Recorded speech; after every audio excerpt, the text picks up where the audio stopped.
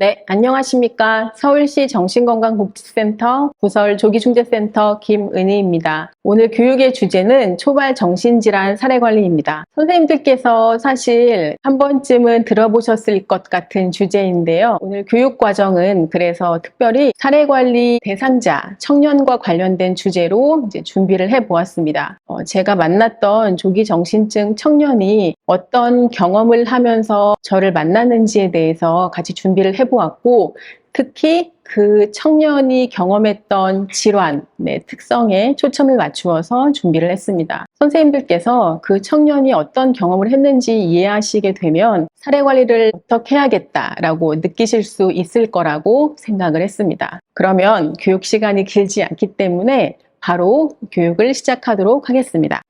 초발 정신질환 사례관리 교육을 참석하게 되시면 꼭 나오는 이야기 중에 하나가 다르다입니다.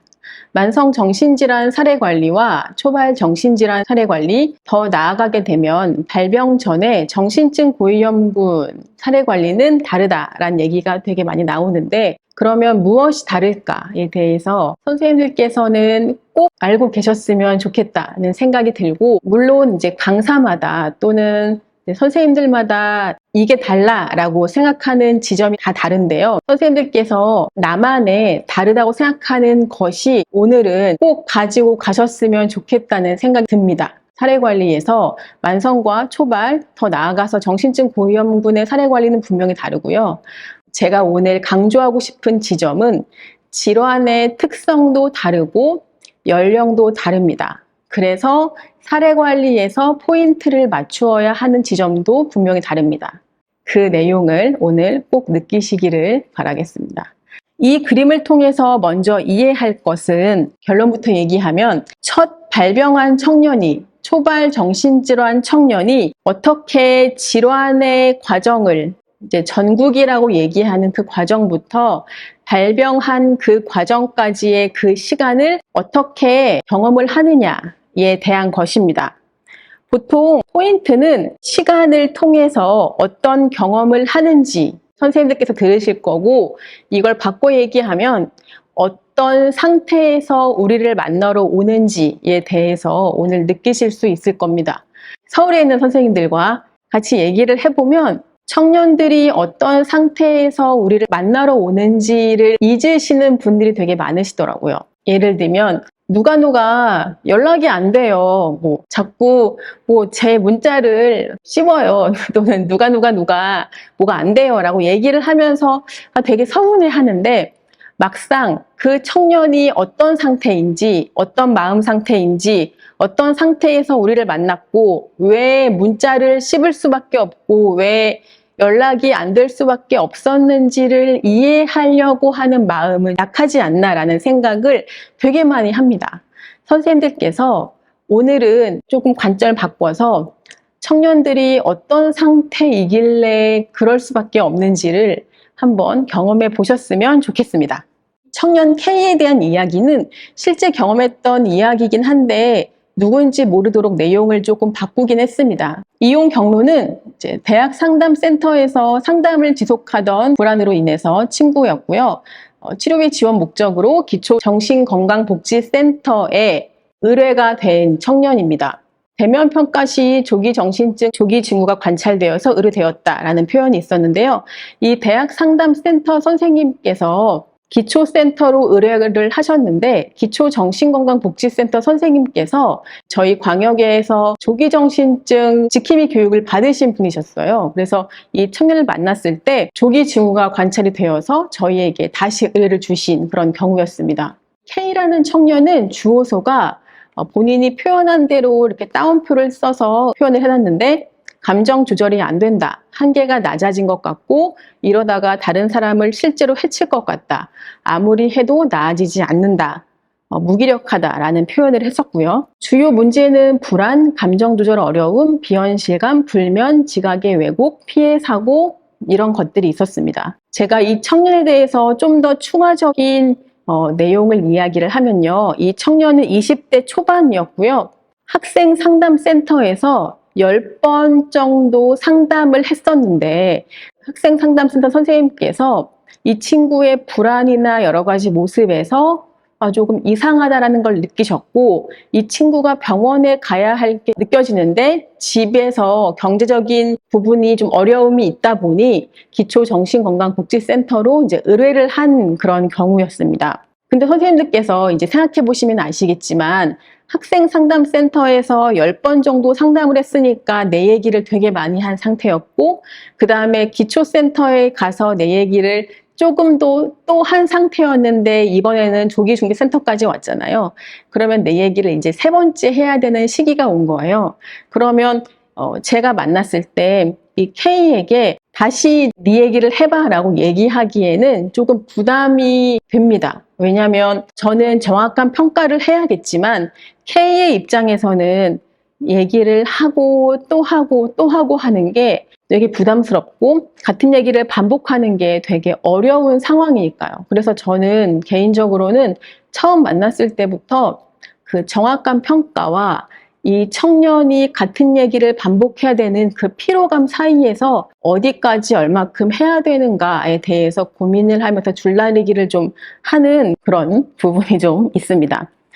그래서 선생님들께서도 우리를 만나는 초발 청년들이 만약에 병원에서 의뢰를 대거나 또는 어디를 거쳐서 오는 경우에 했던 얘기를 반복해서 해야 된다라고 하시면, 정확한 평가를 위해서 꼭 필요한 정보를 얻는 게 아니라면, 우선순위가 높은 정보가 아니라면 처음부터 너무 많은 정보를 파악하기보다는 청년의 입장에서 청년이 하고 싶어 하는 말이나 아니면 처음부터 너무 많은 정보를 파악하기보다는 조금씩 파악하는 걸 저는 좀 더 추천을 드립니다. 근데 청년이 저를 만났을 때 맨 처음 했던 얘기가 뭐냐면, 선생님도 또 바뀌시나요? 라고 얘기를 하시는 거예요. 그래서 그 얘기를 딱 듣는 순간, 이 친구가, 이 K가 관계에 대해서 뭔가 걸리는 게 있구나 라고 생각을 했습니다.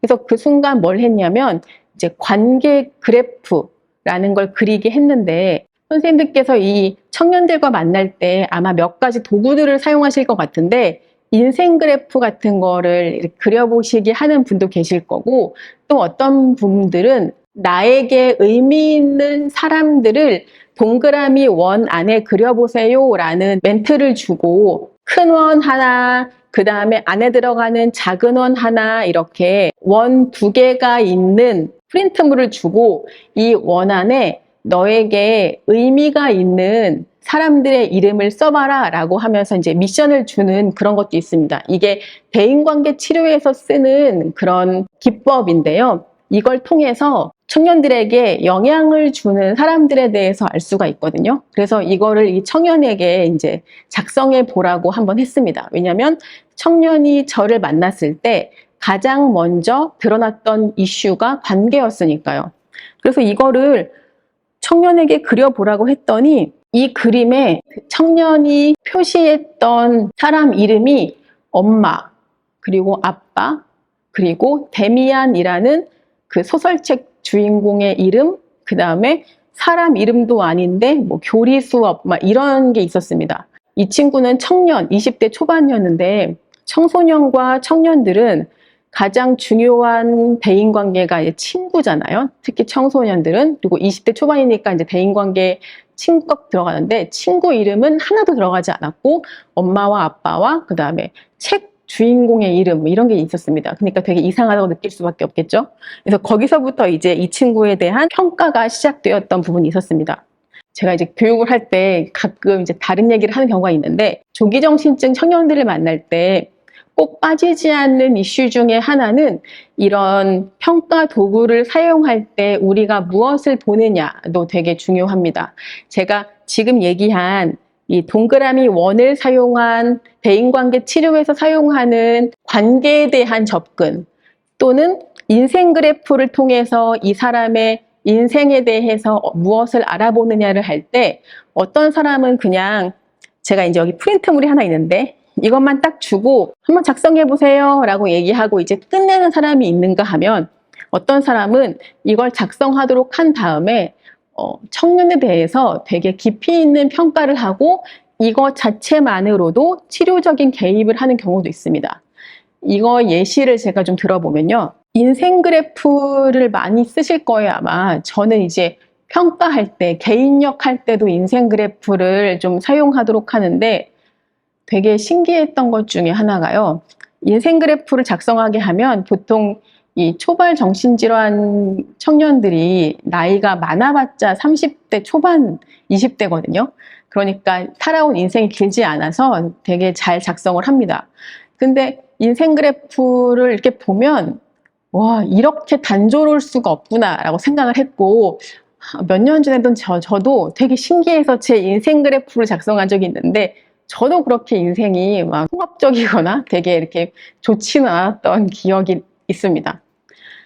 되게 신기하게 만성, 우리 센터에 오시는 회원님들 그룹 프로그램 할 때 느끼셨을 텐데 코로나 전에 이제 오프라인으로 그룹 프로그램 할 때 회원님들 1차 모임 할 때 모이셔서 이제 인사합시다라고 인사하면 회원님들이 옛날에 뭐라고 인사하셨냐면 첫 번째 회원님이 일어나셔가지고 네, 안녕하세요. 저는 조현병이고 퇴번한 뭐 김은희입니다. 이렇게 인사하면요. 옆에 있는 회원님은 네, 안녕하세요. 제 나이는 58세이고 저는 양극성 장애이고 입원 5번 했고 뭐 누구 김땡땡입니다. 그 옆에 있는 분은 네, 안녕하세요. 저는 조현병이고 입원 1번밖에 안 했고 이름은 김땡땡입니다. 이렇게 인사하시는 거 보신 적 있을 거예요. 그걸 보면서 이제 어떤 생각이 들 때가 있냐면요. 물론 센터에서 만났고 그렇게 인사할 수밖에 없는 분위기를 조성이 되어 있는 것도 뭐 한계이지만 그걸 보면 어떤 착잡함이 드냐면 왜 자신의 인생이 병 질환명과 입원의 횟수로만 저렇게 규정이 되어 있을까?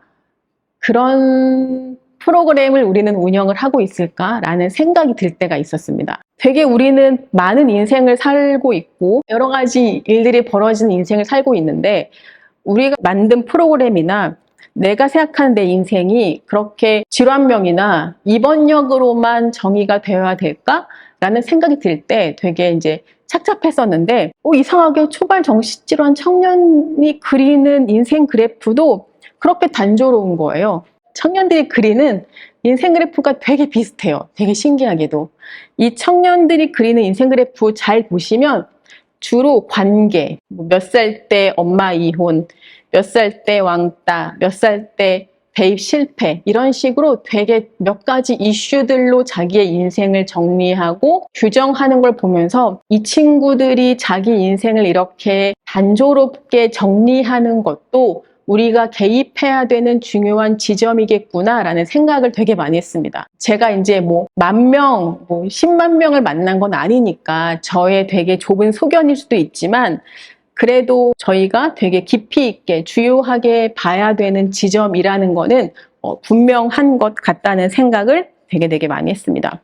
그러면서 이제 알게 됐던 것이 촉발 요인인데요. 이 청년 K를 되게 많이 고통스럽게 했던 것은 이제 불안이었습니다. 처음 만났을 때. 조기 정신증 청년들의 메인 이슈는 초발 정신질환 군들, 조현병이라는 진단을 내리려면 망상과 환청 같은 양성 증상이 메인이지만 그 청년들은 망상이나 환청 때문에 힘들어하기보다는 우울이나 불안 때문에 오히려 센터나 병원을 찾아가는 경우가 훨씬 높습니다. 고통의 주요인은 우울이나 불안 같은 그 정서적인 문제가 훨씬 크고요. 망상이나 환청 같은 정신병적인 문제는 도움을 구하는 요인과는 약간 거리가 있거든요. 근데 이 청년 K의 도움을 구하는 요인은 이제 불안이었어요. 근데 촉발 요인 보시면 최근에 대학 상담센터의 선생님이 변경이 되는 경우가 있었는데 그 변경이 되는 소식을 들으면서 이제 불안이 되게 많이 심해졌고 너무 힘들다. 내가 막 되게 큰 충동을 조절하지 못할 것 같아서 내가 나를 감당하지 못할 것 같아서 불안하다. 이제 이런 표현들을 이제 했었습니다. 그리고 자신의 이야기를 되게 많이 했었는데 그 이야기를 앞에 슬라이드 통해서 좀 보겠습니다. 교수님에게 무시당했다는 생각이 들었다. 수업 중에 갑자기 에어컨 바람 때문인지 두통, 컨디션 저하를 경험했는데, 하지만 나는 수업에 끝까지 남아있기 위해서 엎드려 있기도 했고 강의실 뒤에 잠시 서 있기도 하는 등 행동을 했는데 교수님의 반응이 없었다. 어느 순간에 내가 교수님께 무시당했다. 내가 존중받지 못했다. 나는 이렇게 괴로운데 교수님은 상관도 안 하고 수업만 하네. 내가 평소에 수업 열심히 듣는데 라는 생각이 강하게 들고 갑자기 억울하고 절망스럽고 암담하고 이런 감정이 점점 심해지고 결국 조절할 수 없어서 강의실 밖으로 나왔다. 어지럽고 두통이 심해지고 벽에 기대어서 소리 지르고 울었다. 근데 이런 경험들이, 일련의 사건들이 나는 에어컨이 너무 심하게 틀어져 있고 추위 때문이라고 생각하고 이후부터 외투를 가지고 다녔다. 선생님들 이 한 단락, 교수님에게 무시당했다는 생각, 이 단락을 보시면서 이제 어떤 생각이 드시는지를 한번 잠깐 분석해 보시기를 바랍니다.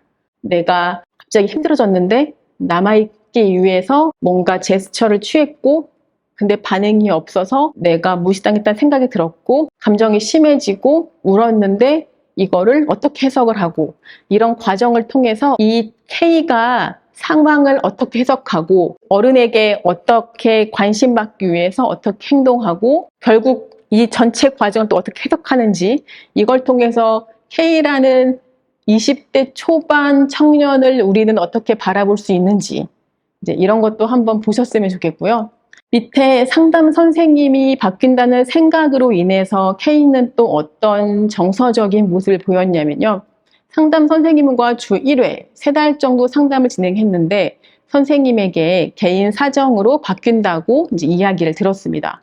근데 이건 좀 저희에게도 힘든 이야기였는데 그 상담 선생님이 미안한데요. 제가 이제 바뀌어요. 라는 얘기를 한 당일날 기초센터 선생님이랑 저랑 만난 거예요. 그러니까 저를 그날 처음 만난 거예요.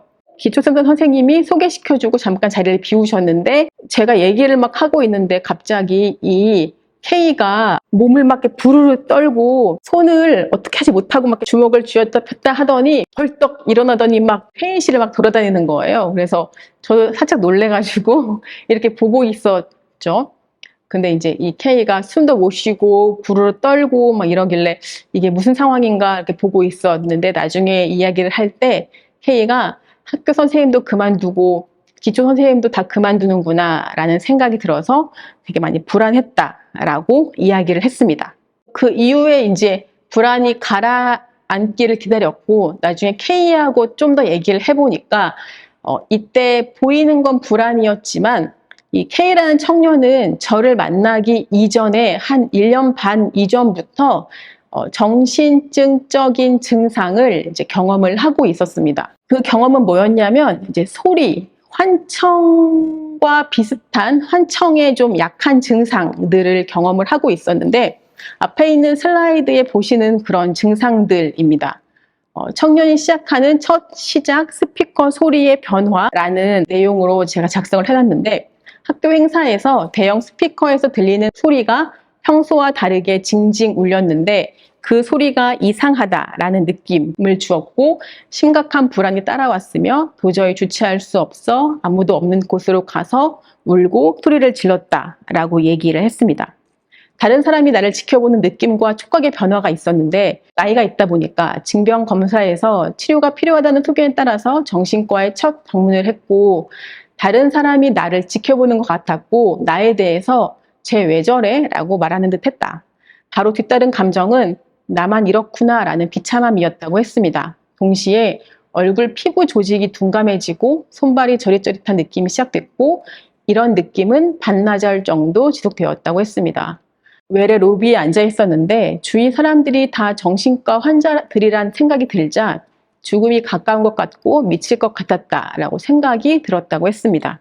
이 내용에는 안 나와 있지만 아까 K의 주 증상 중에 하나는 이제 불안이라고 얘기를 했습니다. 이 K의 불안이라는 증상은 일반적인 불안은 이제 중고등학교 때부터 마음에 되게 일반화된 불안이 있었는데 대학교에 들어간 이후부터는 극심한 불안이 시작되었다고 얘기를 했었고요. 그 불안이 점점 심해졌었는데 본인이 그 불안에 대해서 나중에는 이제 뭐라고 표현을 했었냐면, 여기에 써 있는 내용 중에 보면 그 불안 때문에 본인이 견딜 수가 없고 주체가 안 돼서 울고 소리를 질렀다라고 얘기를 했습니다. 이제 그것 때문에 치료가 필요해서 병원에 갔는데, 세 번째 줄 보시면 이제 나만 이렇구나, 비참하다라고 얘기를 했어요. 그러니까 선생님들 보시면 사실은 K의 그런 증상이나 감정의 변화들이 나한테 막 많이 확 와닿지 않는 부분들이 있습니다. 그런데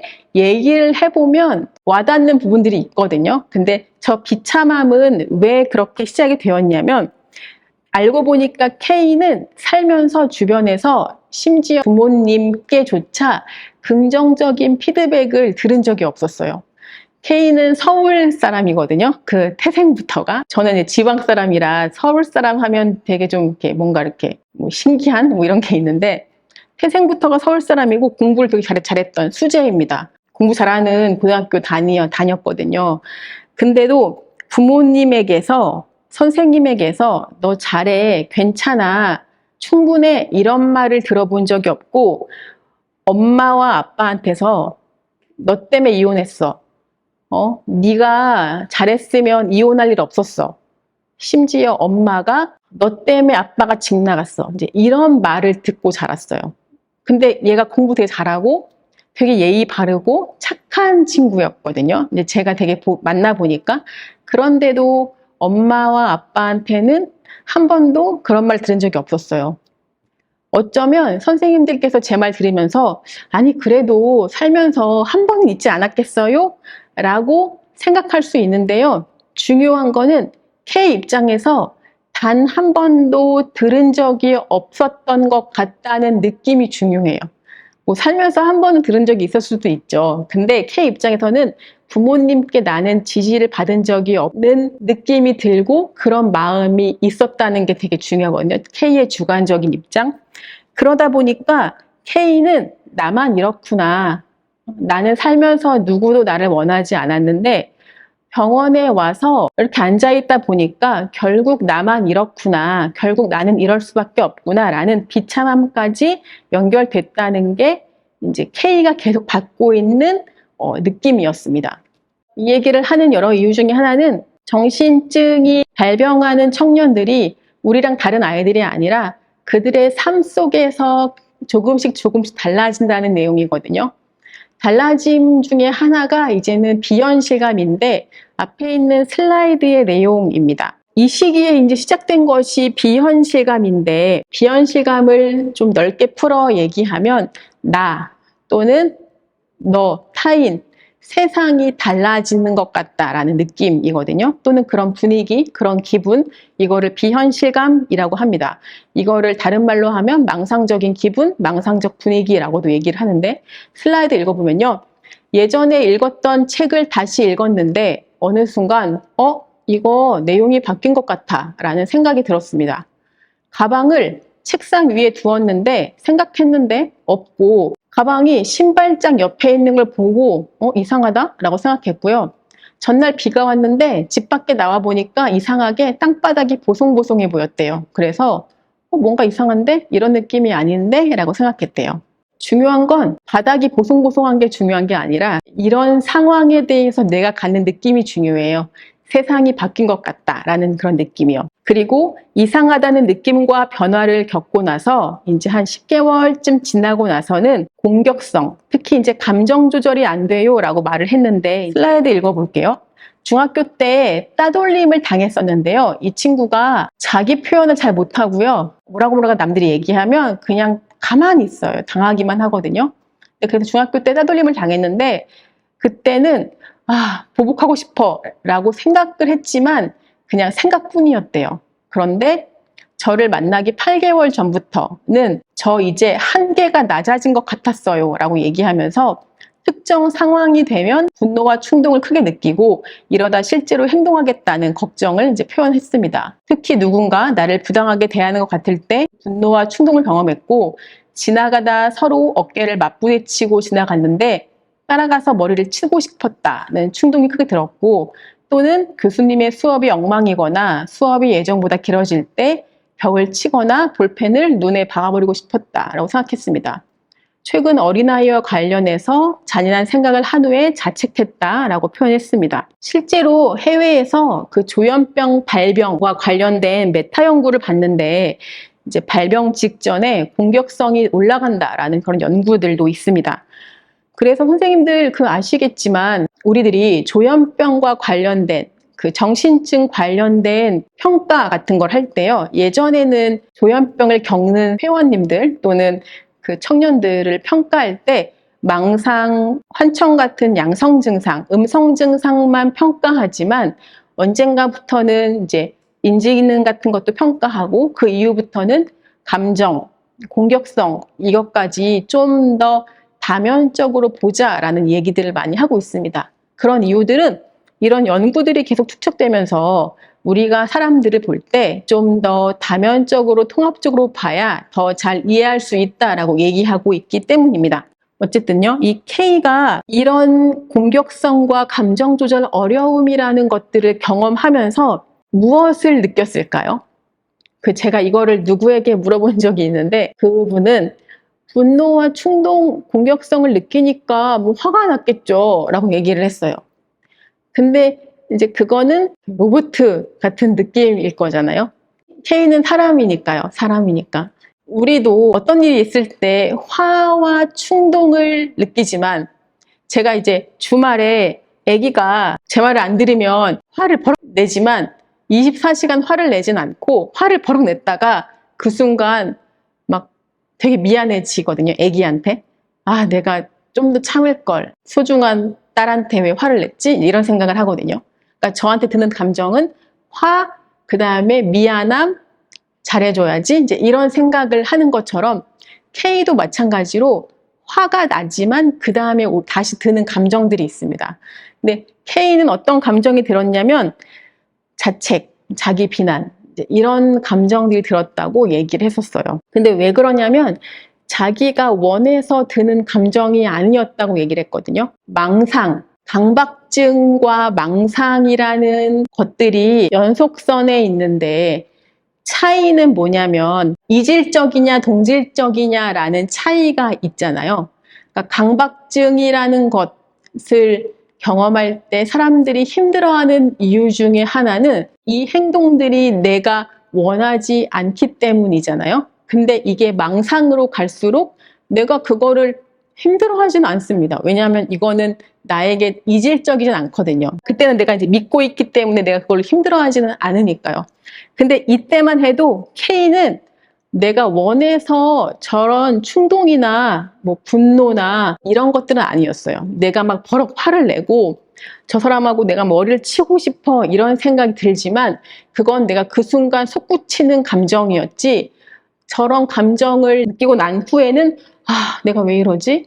내가 사이코패스인가? 내가 미쳤나? 라고 생각이 들면서 내가 되게 몹쓸 사람 같고 내가 되게 부족해 보이고 내가 되게 이상한 사람 같은 그런 자책과 자기 비난과 이상한 감정이 들었다는 얘기를 했습니다. 왜냐하면 그게 사회적으로 용인되는 감정이 아니라는 걸 아니까요. 슬라이드 맨 밑에 보면 최근 어린아이와 관련된 잔인한 생각을 한 후 자책했다고 써 있는데요. 내용이 좀 잔인해서 내용을 안 썼는데 지하철에서 어린아이가 그 봉을 잡고 있는데 완전 아기가 자기의 손을 이렇게 닿았대요. 근데 이걸 보고 아, 저 어린아이의 손을 부러뜨리고 싶다라고 생각을 한 이후에 자기 자신이 그렇게 혐오스러울 수가 없어서 와, 내가 정말 이렇게까지 미쳤구나. 내가 이런 사람이었나?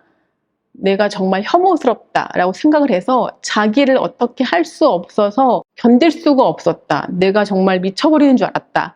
라고 생각을 하면서 울었던 모습이 기억이 납니다. 그런데 제가 되게 속상했던 것 중에 하나는 청년들이 이런 얘기를 해요. 초발 청년들이 이런 얘기를 하는데 이게 제가 보기에는 이렇게 안 그러던 청년이 이런 생각을 하고 이것 때문에 힘들어 하는데 이게 정신과적인 어려움이고 이게 정신과적인 문제라는 생각을 못 한다는 게 저는 더 속상했어요. 자기가 인성이 문제가 생기고 자기가 뭔가 큰일이 난 거라고 생각을 하지, 내가 막 나쁜 사람이 되고, 이렇게 생각을 하는 거예요. 그러면서 이런 경험을 누구한테 털어놓고 싶고, 내가 사실은 되게 문제가 있는 사람이 아니라는 것을 누구에게든 증명을 받을 시간이 필요한데, 이 청년들은 자기가 이제 살면서 그런 경험을 못 해봤다고 했잖아요. 부모님도 자기를 한 번도 이해해 준 적이 없고, 인정해 준 적이 없고 하니까 이 친구는 혼자 그런 힘든 시간을 계속 견디고 있었던 거예요. 사실은 초발 청년들에게는 저는 보면서 치료의 시간도 필요하고, 약을 먹고 외래를 가고 이야기를 하는 그런 시간도 필요하지만, 네가 이런 경험하는 거, 뭐 아이와 관련된 잔인한 생각을 하고 충동이 올라가는 거, 그거는 너의 성격의 문제가 아니고, 이거는 정신적인 공격성이나 충동의 문제야. 이거는 치료적인 영역의 문제야. 네가 나빠진 게 아니야. 이거는 성격적인 문제가 아니야. 너는 괜찮은 사람이야. 이건 너의 인성과 너의 사랑의 문제가 아니야. 라고 이야기를 해주고, K라는 너는 괜찮아. 너라는 사람을 믿어주는 그런 과정이 필요하거든요. 초발 정신질환 청년들, 초발 정신질환 사례관리, 조기정신증 영역에서의 개입에서는 그러한 과정도 꼭 필요하다고 생각을 합니다. 네, 그래서 이 과정에 대해서 선생님들께서 꼭 기억을 하시고, 초발 정신질환 청년들을 만날 때, 그러한 것도 염두에 두어야겠구나라는 것을 생각해 주셨으면 좋겠습니다. 아무튼 K에게는 그런 사람이 특히 필요한 청년이었거든요. K는 되게 취약하고 연약한 청년이었어요. 공부만 되게 잘했지, 막 교수님 행동 하나에 의미 부여하고 신체, 소마틱 심통 되게 심하고 이런 청년이었거든요. 근데 K한테는 자기의 생각이나 행동을 합당하다고 얘기해 주는 사람이 너무 없었고, 너무 안타까운 경험을 많이 했던 그런 청년이었습니다. K는 자기가 자기를 믿지 못하는, 합리화도 못하는, 타당화 수용화가 안 되는 그런 청년이었잖아요. 누구도 나를 원하지 않는 상황은 오래 가기 힘듭니다. 우리도 생각해보면 누구도 나를 안 믿어주고 나도 나를 의심하는 그런 상황에서 오래 버티기 힘들거든요. 그러면 어떻게 되냐면, 사람들은 누구나 선택의 기로에 오래 못 있게 되고요. 한쪽으로 쏠리게 돼요. 그 과정이 이런 과정입니다. 먼저 제가 슬라이드를 읽어볼게요. 망상적 기분, 망상적 기억, 그로 인한 감정의 변화라고 제목을 붙였는데요. 책 내용이 바뀐 것 같다, 땅바닥이 보송보송 말라 있었다 등의 경험에 대해서 언제부턴가 이 세계가 바뀌고 있는 것 아닌가 라는 생각이 들었다 함. 아니겠지 라고 생각했으나 이런 하나하나의 증거가 모여 어느 순간 번쩍 하고 확신이 들었다고 했습니다. 나도 모르는 사이에 세계가 변하고 있다는 생각이 든다고 했고요. 그러면서 이제 이어져서 얘기하는 게, 생각해보니 이전에 고등학교 때 수석 입학한 거, 자기가 공부 제대로 안 했던 거, 그런데 성적이 잘 나온 거, 내가 한 게 아닌 것 같은데 결국 이게 다 됐어요 라고 말했고요.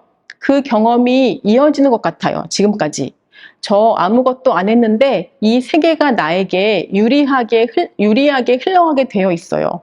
나를 중심으로 돌아가는 것 같아요. 만능감이 느껴져요 라고 말을 했습니다. 그리고 이 세계가 진짜가 아닌 것 같고 이 삶이 끝나면 현실 세계로 들어갈 것 같다라고 보고를 했습니다. 이거 이해되세요, 선생님들? 첫 번째 문단은요, 이 슬라이드 전전에 나왔던 내용 있잖아요.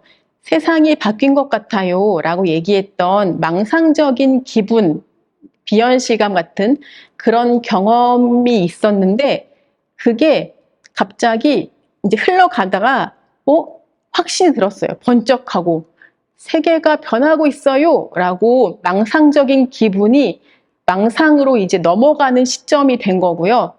그게 넘어가면서 이전의 일들도 이제 망상적으로 다 해석을 하고 있는 거예요.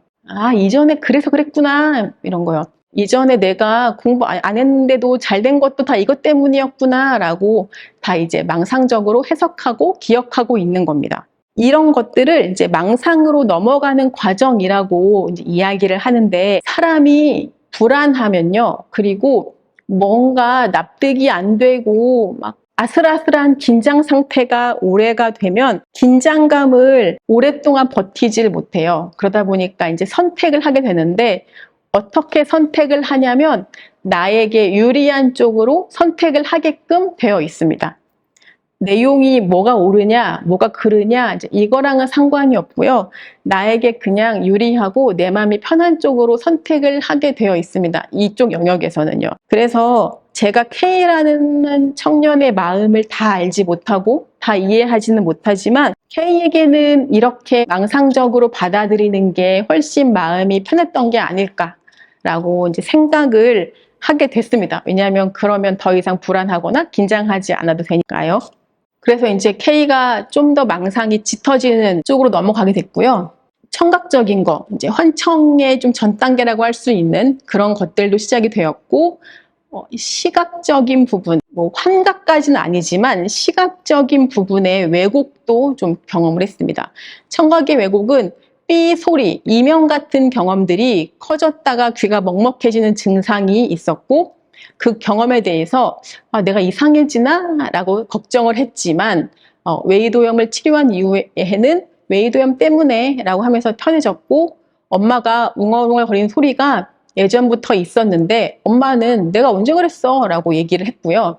K는 어머니가 치매 아니면 내가 이상한 것이라고 말하면서도 이거는 현실이 아니라는 증거겠죠? 라고 하면서 이 세상이 현실이 아니라는 것과 이걸 연결지어서 생각하는 이런 경험들을 이야기를 했었습니다.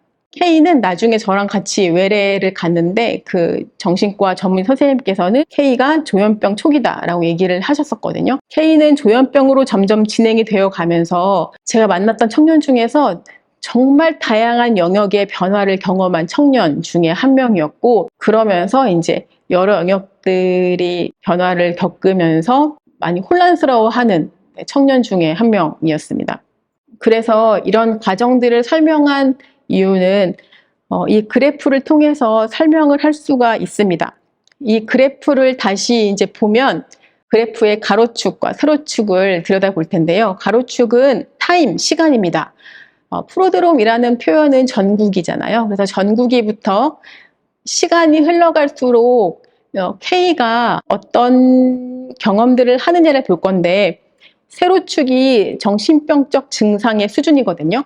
사실 저 파란색 이 꼬불꼬불한 선이 막 엄청 큰 의미를 부여한 건 아니고 전구기에는 그리 큰 증상이 이렇게 없었다가 되게 복잡하고 다양한 증상을 경험한다는 걸 보여드리고 싶었어요. 그리고 K가 말하는 인생 그래프를 보시면 이제 관계라는 거를 아까 보셨고요. 제가 말로 설명드렸었고 증상의 발전과 함께 가는 K의 감정 상태는 처음에 혼란스러움도 있었고 불안도 있었고 그런 것들이 의심으로 가다가 나중에는 망상적인 것들이 점점 내가 어떻게 할지 모르다가 나중에는 그것들이 확신, 망상으로 넘어가면서 나중에는 안정으로 되어가는 그런 과정들이 있었고 그런 과정들을 우리가 볼 수가 있었습니다. 이거를 다 뭉뚱그려 설명을 하면요. 정신병적인 증상 또는 여러 가지 경험들에 대해서 K는 되게 다양한 감정들을 느낄 겁니다. 제가 방금 읽었던 혼란과 불안이나 자기에 대한 의심도 있었고 자책도 있었고 자기 비난도 있었고 나에 대한 혐오스러움도 있었고 이런 것들이요. 그런 감정들이 파란색 선을 보시면서 막 요동치고 꼬불꼬불하게 막 이렇게 올라가다가 나중에는 그냥 안정적으로 보이는 것 같은 저 상태가 되는 것처럼 보여요. 저희를 만날 때는요. 그냥 꼬불꼬불하고 이러지 않고 안정적으로 그냥 무표정한 상태처럼 보일 때 만날 수도 있거든요. 근데 잠잠해져 보이는 거지 진짜 잠잠한 건 아닐 수도 있다는 거를 말씀드리려고 했어요. 우리를 만날 때 망상이 어느 정도 이루어진 상태에서 만나면 K처럼 막 혼란스러워 하다가 이미 꼬불꼬불한 단계가 넘어갔기 때문에 잠잠해져 보이는 거지 그 사람이 속에 막 요동치고 태풍처럼 그런 단계가 없는 건 아니다. 수면 아래에 있을 뿐이다 라는 것들을 말씀드리려고 했습니다. 우리 다 저런 청년들을 만날 수가 있습니다. 저런 단계에서 망상이 좀 더 발전 단계에 되면 정말 체계화된 망상을 기반으로 한 이제 폭풍이 진짜 올라올 수 있겠죠. 그러면 이제 선생님들께서 앞에 있는 저런 과정들을 보셨으니까 이제부터는 상상해 볼 수 있습니다. K가 망상의 끄트머리에서 저를 만났을 때 어떤 마음이 들었을까요? 아까 첫 슬라이드에서 저를 만나서 얘기하다가 갑자기 벌떡 일어나가지고 회의실 막 빙빙 돌고, 사실 그때 빙빙 돌다가 벽을 주먹으로 확 쳐가지고 벽에 그 주먹 자국이 났었거든요. 그러니까 저는 그때 상황을 모르니까 그냥 보고 있었는데, K가 그때 왜 그랬을지 아마 선생님들 이제는 느낌이 오셨을 거예요. 한번 상상을 해보세요. 저 단계 어느 시점인지, 어느 시점에 있든지 청년들을 만났을 때 청년들이 어떤 마음으로 우리를 만나게 될지요. 발병 직전, 발병 직후, 또는 그 앞 단계에서 청년들이 우리를 만나러 올 때 어떤 마음일까? 만약에 발병한 이후에 상태가 조금 지난 다음에 우리를 만나러 와요. 그러면 그 마음에 어떤 마음이 있을까요? 망사로 좀 넘어간 다음에 우리를 만나러 오면? 그러면 이제 생각하겠죠. 나는 이제 필요 없는데, 나는 이제 괜찮아졌는데, 저 선생님 가라고 해야겠다. 나는 도움받을 거 없는데. 이런 생각을 하겠죠.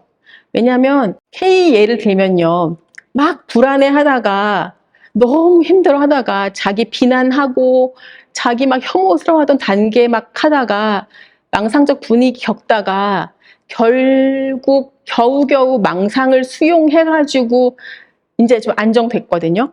되게 편안해졌거든요. 이 상태는 우리는 망상이 견고해, 망상은 누구도 넘기지 못해라는 거 배웠잖아요, 교과서에서. 그 정도로 망상이 견고해지는 이유는 앞에 이만큼 넘어왔기 때문이기도 해요. 진짜 힘들게 이 망상을 수용했기 때문이기도 할 거거든요. 그러면 정말 나에게는 이게 정말 소중하게 귀하게 얻은 안정이에요, 나에게는. 근데 이렇게 겨우 안정을 찾았고 답을 얻었는데 갑자기 누군가가 와가지고 나한테 치료받으라고 하고 서비스 해보라고 얘기하는데 그게 내 귀에 들릴 리가 없잖아요, 갑자기. 나한테 서비스, 치료, 사례 관리자가 왜 필요하겠어요, 갑자기? 이 청년들 K에게는 나한테 더 이상 필요가 없어요. 나는 이미 안정을 찾았고 나는 이제 충분해요. 더 이상 누가 올 필요가 없어요. 이 사람들은 겨우 찾은 안정을 깨뜨리는 사람들이에요. 그러니까 나는 더 이상 치료의 필요성도 없고 이 사람은 나를 방해한 사람이니까 이제 가라고 하면 되는 거죠. 그러니까 이 사람에게는 치료 병식이 약하다 뭐 이런 말은 쓸모가 없고 나는 이제 충분해가 되는 거죠. 물론 K처럼 조금 다를 수는 있어요. K는 관계에 어려움이 좀 있었던 사람이고 K는 잘 만났던 사람이 이제 관계를 끊자고 했기 때문에 관계에 대한 문제가 훨씬 컸던 사람이라 불안이 있었고, 나를 떠나면 어떡하지? 이 사람 믿어도 될까? 나 지금 겨우 잡았던 동아줄이 지금 끊어지는 상태인데? 라는 되게 다른 더 긴박한 요소가 있었기 때문에 제가 거기 들어갈 틈이 생겼지만 K도 만약에 그 선생님과의 관계가 잘못 이렇게 요소가 없었으면 저도 들어가기가 좀 어렵지 않았을까라는 생각이 드는 경우였습니다. 만약에 K 말고 훨씬, 특히 피해망상이 훨씬 더 진행된 경우였다면 조기정신증 청년들이 가장 많이 경험하는 게 피해망상이잖아요. 환청과 피해망상이 가장 많이 경험하는 대표적인 증상인데 피해망상이 K보다 훨씬 더 이렇게 경험한 이후에 시기적으로 더 늦게 만났다면 저는 아마 K를 만나기까지 더 많은 시간과 노력이 필요했을 거예요. 의심과 경계가 훨씬 더 많이 있었을 거라고 생각을 합니다. 제가 이제 가면 왜 나한테 이렇게 잘해주지? 이 사람 나한테 뭐 얻으려고 하나? 나한테 무슨 의도가 있나? 이제 이렇게 생각을 했었을 거니까요. 뭐 더 진행이 되었다면 나를 공격하려고 하나? 뭐 이제 나한테 어떤 나쁘게 하려고 하나? 이제 이렇게 생각을 했겠죠. 이렇게 청년들이 생각하는 거는 어떻게 보면 당연한 거예요. 이거는 청년들의 성격적인 문제나 청년들에게 뭐 나쁜 게 있어서가 아니라 이 정신과적인 경과와 정신과적인 질환이 그냥 지나가는 경과에서 그 시기의 문제로 그렇게 된 거라고 해석할 수밖에 없고요. 그러면 이제 우리는 어떻게 하면 좋을까? 이게 우리가 생각해야 될 문제잖아요. 우리가 하필 이 시기에 이 청년들을 만나고 있는데 우리가 어떻게 하면 좋을까가 우리가 고민을 해야 될 문제고, 우리가 어떻게 접근해야 청년들이 우리를 위협적으로 느끼지 않고 그래도 이 사람과는 한 번쯤은 얘기를 해볼 만하다라고 느낄 수 있을까가 우리가 고민을 해야 될 부분입니다. 제가 청년들을 만나면서 자랑은 아니고 거절을 당한 적이 없습니다. 시기는 좀 걸린 적은 있지만 거절을 당한 적이 없어요. 그 이유가 뭘까라고 생각을 해봤는데, 여러 이유 중에 하나는 계속 고민을 하거든요. 지금도 팀장이라고 해도 계속 사례 관리를 하려고 하고 있고, 만나러 가기 전에 계속 고민을 합니다. 청년을 어떻게 개입을 할 것인지.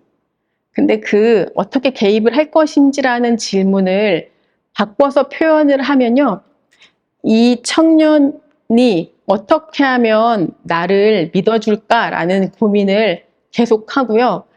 지금 저희 팀, 서울에 있는 저희 팀에서 고민하는 청년이 하나 있거든요. 이제 그 팀이 같이 고민하고 같이 개입하려는 청년이 있는데, 그 청년에 대해서 같이 얘기를 하면서도 주말에도 고민을 하게 돼요. 우리 모두 주말에도 고민을 합시다. 24시간 고민을 합시다라고 선생님들과 같이 이렇게까지 얘기하는 건 아니지만, 머리를 감으면서도 어떻게 하면 이 청년이 좀 더 마음을 열까? 집에서 이렇게 밥을 하고 고기를 볶으면서도 어떻게 하면 이 친구가 우리를 좀 더 믿을 만한 사람이라고 생각을 할까라는 생각을 좀 하게 돼요. 그러니까 믿을 만한 사람이라는 게 저는 이제 중요한 것 같아요. 그 앞에 있는 슬라이드처럼 저 단계를 겪는 아이들을 저희는 만나고, 정신증 고위험군이라고 하는 그 단계, 이 정신증 고위험군이라고 하는 단계를 좀 더 쉽게 표현하면 망상과 환청, 특히 망상이라고 한정 지으면요, 체계화된 망상이 아직 없는 단계이기 때문에 좀 더 생각이 유연한 청년들을 만나는 건 저는 좀 더 저에게는 다가가는 게 조금 더 괜찮았는데, 초발 정신질환 청년들은 망상이 조금 더 이렇게 딱딱해진 상태잖아요. 그러면 그 청년들에게 다가가는 건 더 많은 고민이 필요했어요. 제가 이 얘기를 왜 이렇게 조심스럽게 선생님들에게 시간을 들여서 말씀을 드리냐면, 우리 센터가 시간이 갈수록 전국적으로 나오는 얘기인 것 같기도 한데, 시간은 24시간 한정되어 있고 센터에 하는 일은 되게 많아지다 보니까 초발 정신질환 사례관리라는 영역이 우선순위가 자꾸 밀린다는 얘기들을 자꾸 많이 하세요. 응급이 좀 더 중요하고 뭐가 더 중요하고. 근데 그 우선순위는 제가 결정을 할 수 없어요. 왜냐하면 센터와 자치구와 이런 결정하시는 분들이 있으니까요. 근데 제가 할 수 있는 얘기는 초발 정신질환 사례관리라는 영역이 단기간에 결과를 내는 영역은 아니라고 생각이 들고요.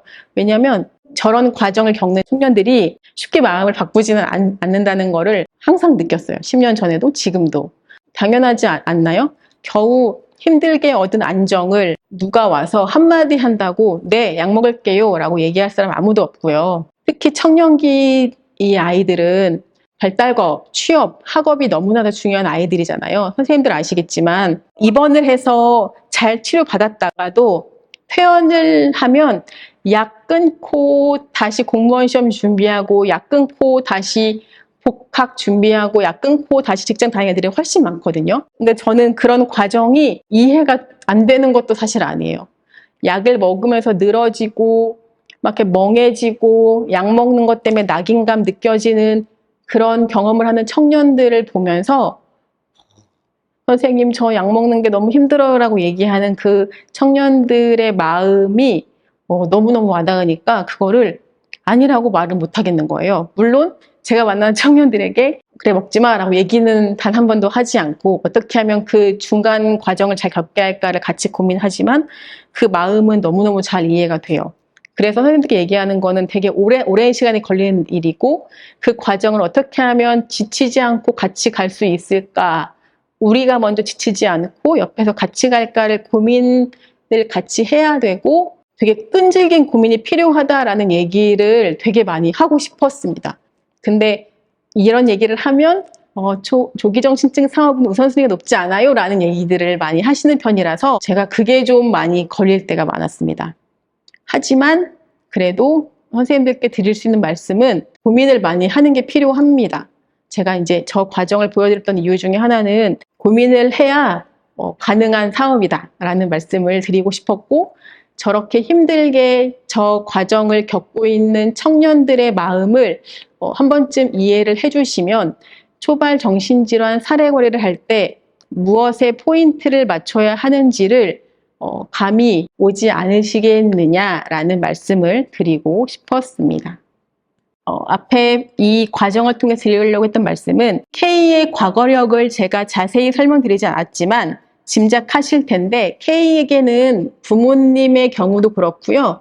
그 또래 관계도 그렇게 좋진 않았어요. 아까 왕따기 잠깐 나왔지만 관계라는 주제가 되게 중요한 청년이었고, 첫 발병하기까지 폭풍우 같은 시기를 겪는데 그 K는 그 사이에 혼란, 불안, 의심, 비난, 자책 이런 걸 겪다가 점차 망상적인 내용을 수용하게 되면서 이제 망상으로 가는, 안정적으로 가는 경로로 가게 된 그런 경우입니다. 안정을 찾아서 누굴 만나서 정신건강 평가를 받는다고 하니 이제 이게 믿을만한가, 날 비난하지 않을까, 이런 날 떠나지 않을까, 이제 이런 생각을 하게 됐고요. 그런 과정에서 제가 이 친구와 애를 다가가는 방법으로 선택했던 방법은 이제 안심시킨 거죠. 그래서 믿을 만한 사람이고 나를 평가하거나 비난하지 않을까, 떠나지 않을까와 관련된 그 부분은 삶을 통해서 20년 동안 계속 가져왔던 의문이기 때문에 저도 그만큼의 시간을 가질 수 없지만 6개월, 1년, 2년 만나면서 계속 비난, 평가하지 않고 계속 괜찮아, 괜찮아 지지하고, 옆에서 취업 이런 것들에 계속 상담하면서 괜찮아, 괜찮아 지지하고 치료 지원하고 했던 게 제가 했던 역할이었거든요. 그러니까 그런 것들을 통해서 초발 정신질환 사례 관리를 도왔던 거, 그게 제가 할 수 있었던 거의 유일한 거였던 것 같습니다. K가 가장 하고 싶었던 거가 왜 나왔냐면요. 이거는 초발 정신질환 사례 관리에서의 포인트잖아요. 대상자의 욕구를 기반으로 한 사례 관리. 근데 K는 관계, 친구 사귀고 싶다고 얘기했었고요. 취업도 얘기가 나왔었어요. 그래서 저 두 가지를 가지고 사례 관리에 미끼로도 사용하고 실제 저거를 가지고 사례 관리 주제로 삼아서 취업은 군대 현역 가는 거 대신 방위산업체 그렇게 가서 이제 돈을 조금 버는 게 있었고, 관계는 친구 사귀는 사회기술 훈련 같은 거 같이 하면서 관계에 대한 욕구를 채워나가는 그런 경험들을 이제 했었습니다. 앞에 K의 경험을 토대로 이제 초발 사례관리 교육의 내용을 하나씩 좀 정리를 해 나가면요. 앞에 먼저 주제부터 읽어보면 치료 협조도가 낮은 초발 정신질환군의 서비스 유입을 위한 전략은 이라고 제가 이제 물음표를 붙여놨는데, 서울에서 초발 정신질환 사례관리 교육을 하기 전에 이제 서울에는 25개 자치구가 있습니다. 그래서 자치구 선생님들께 초발 교육을 할 건데 어떤 교육 듣고 싶으세요? 라고 이제 설문조사 했더니 저 질문이 가장 많이 나왔어요. 저 대답이. 초발 정신질환 군들이 인사이트가 낮은데 어떻게 하면 좋을까요? 초발 정신질환 군은 부모에 대한 개입은요? 이런 얘기가 가장 많이 나왔거든요. 그래서 저거를 있는 그대로 받아 적어서 교육 주제로 만들긴 했는데 계속 이상했던 것 중에 하나는 저 주제가 과연 교육이 될 수 있을까였어요. 왜냐하면 저 교육 주제는 저 주제 자체로 한계를 내포하고 있기 때문입니다. 치료 협조도가 낮다, 즉 인사이트가 낮다는 말은 인사이트를 올려야 된다라는 말을 내포하고 있는데, 인사이트를 뭘로 올리겠어요? 인사이트 올리려면 되게 오래 걸리고 저 병식을 올린다는 거는 되게 어렵습니다. 그래서 저 말 자체는 되게 한계를 갖고 있는 거였고요.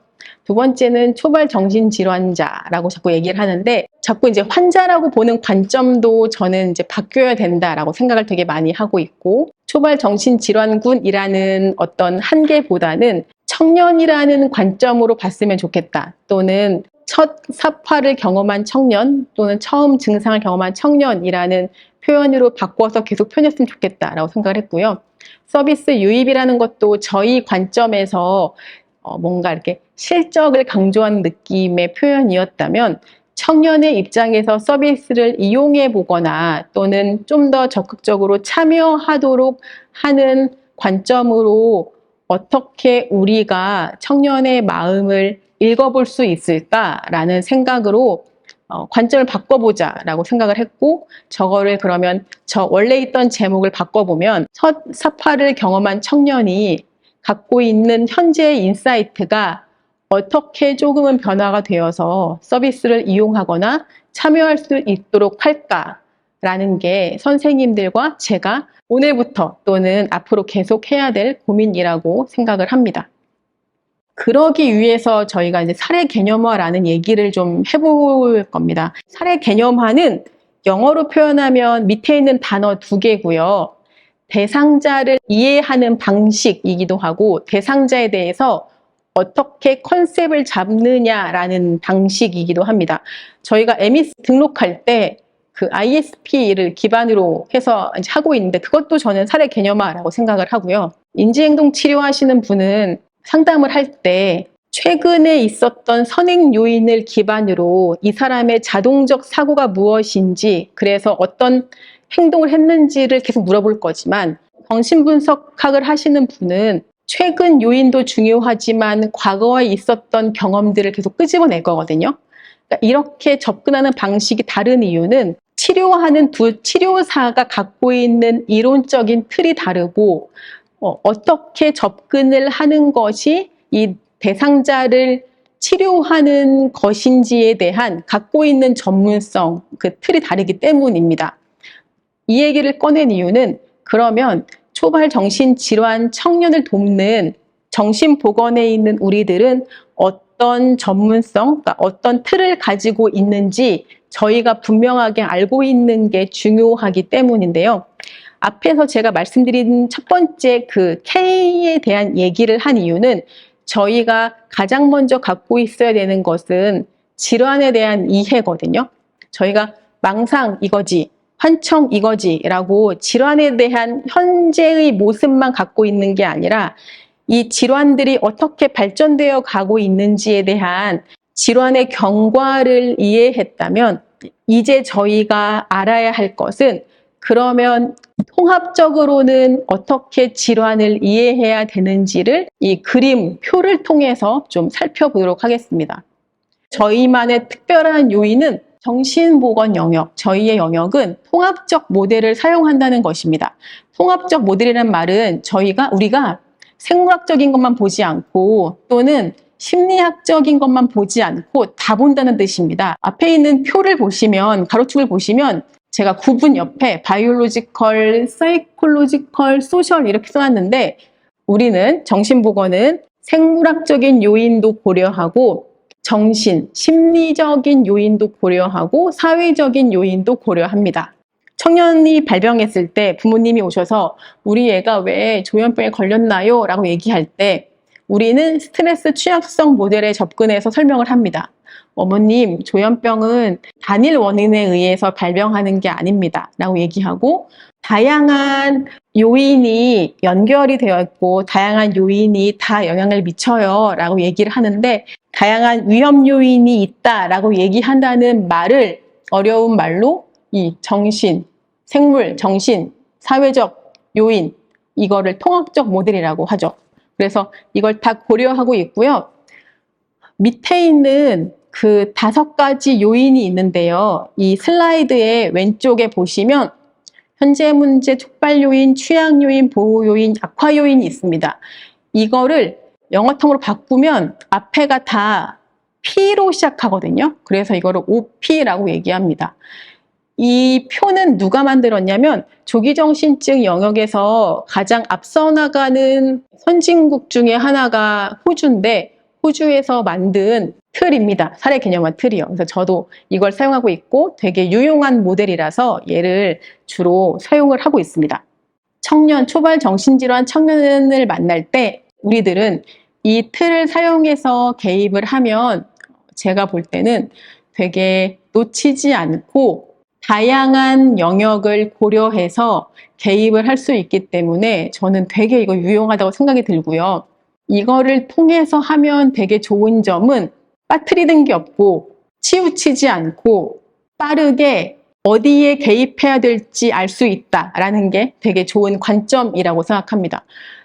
사례관리라는 영역에서의 단점은 뭐냐면 저희가 항상 지적받는 한계점이 사례관리자의 역량에 따라 사례관리의 질이 달라진다라는 거였잖아요. 그 옛날부터 나왔던 말인데, 근데 이런 OP라는 틀의 되게 좋은 점은 차이를 조금은 줄여준다는 이제 이 장점이 있더라고요. 그래서 이거를 하는 거를 저 되게 권장하고 설명을 좀 드려보겠습니다. 먼저 그 틀의 설명을 좀 드릴 건데요.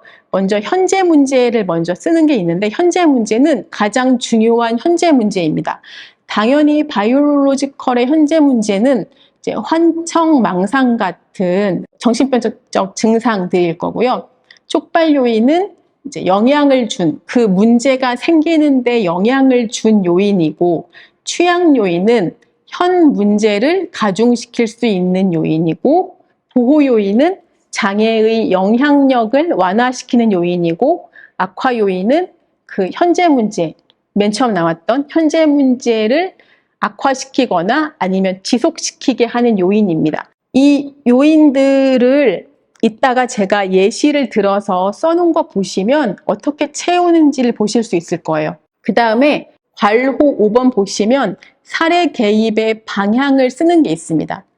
요인만 쓰면 사실 소용이 없잖아요. 요인을 찾은 다음에 그러면 어떻게 개입할 것인가가 중요한데, 사례 개입의 방향을 고민할 때 저희가 이 내용을 많이 보셨겠지만 빨리 개입할 수 있는가, 이걸 개입하면 다른 문제도 같이 해결할 수 있는가, 그리고 청년이 가장 중요하게 생각하는 문제인가, 이제 이런 거 되게 중요하잖아요. 청년이 가장 중요하게 생각하는 문제인가라는 거에 예를 들면요. 특히 이거는 발병 전으로 갈수록 더 티가 나는데 K 같은 경우도 그랬거든요. K가 비현실감이나 아니면 피해 사고나 피해 망상 겪을 때 단적으로 비현실감과 불안을 겪는다고, 이 두 가지 겪는다고 했을 때 K의 마음속에 더 많이 힘들다고 느끼는 문제는 불안이고요.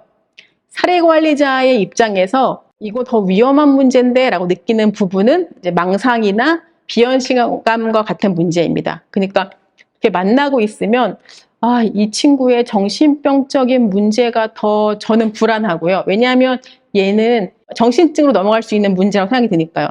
문제이고, K나 다른 청년들은 불안과 우울에 대해서 더 많이 힘들어해요. 근데 이제 어떤 사례관리자들은 두 가지가 있을 때 불안과 우울은 신경증적인 느낌이니까 얘는 내비두고 자꾸 망상과 환청에 대해서만 모니터링하고 치료적인 개입을 하는 사람들도 있거든요.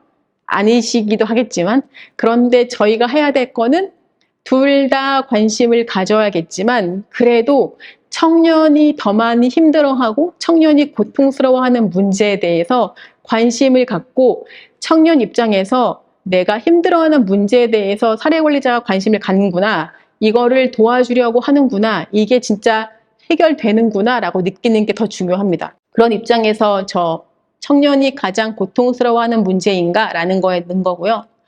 결과를 쉽게 확인할 수 있는가는 잘 아시겠지만 진짜 중요한 문제인데 결과가 막 1년 후에 해결되는 건 물론 안 되잖아요. 그래서 이 몇 가지 요인의 특성을 집어넣어 보았습니다.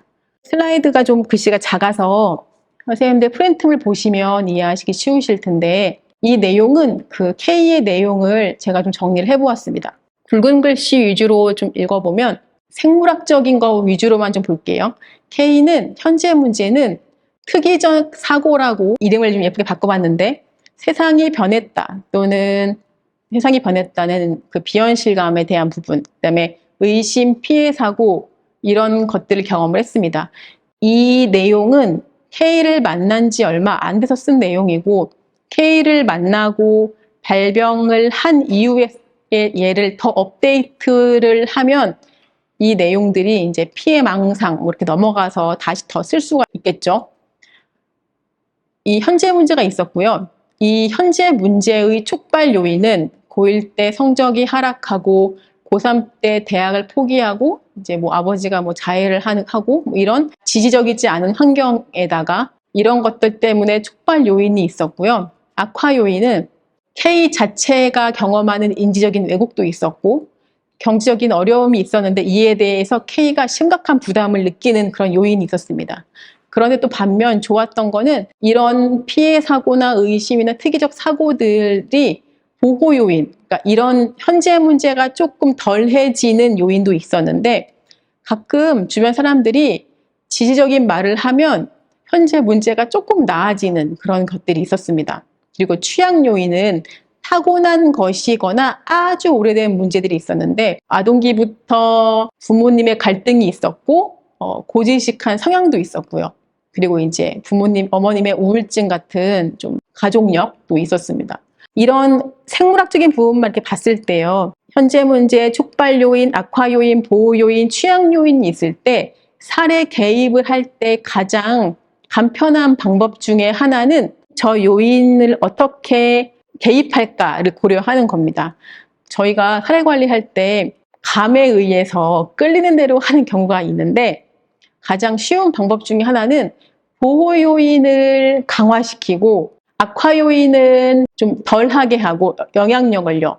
그게 가장 쉽고도 명확한 방법이거든요. 예를 들면 취약 요인은 타고난 거거나 아주 오래된 부분이기 때문에 개입하기 어려울 수가 있습니다. 이거를 이제 제가 이렇게 말로 하면 이해하시기 못하는 경우가 되게 많은데 피부 문제로 얘기하면 되게 잘 이해를 하시더라고요. 피부에 요즘에 잔주름이 생긴다. 촉발 요인은 지난 여름에 햇볕을 쐬었다. 악화 요인은 커피를 많이 마셨다. 보호 요인은 선크림을 발랐다.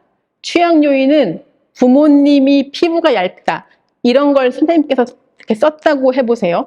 그러면 내 부모님이 피부가 얇다 같은 거는 어떻게 개입을 하려고 해도 개입하기가 엄청나게 어렵거나 돈이 어마어마하게 드는 겁니다. 뭐 내가 돈이 많아서 재벌이라고 하면 피부를 두껍게 만드는 무슨 시술을 할 수 있겠지만 일반 사람은 하기 어렵거나 기간이 매우 어렵게 걸리니까 걔는 개입하기가 되게 어려운 거고요.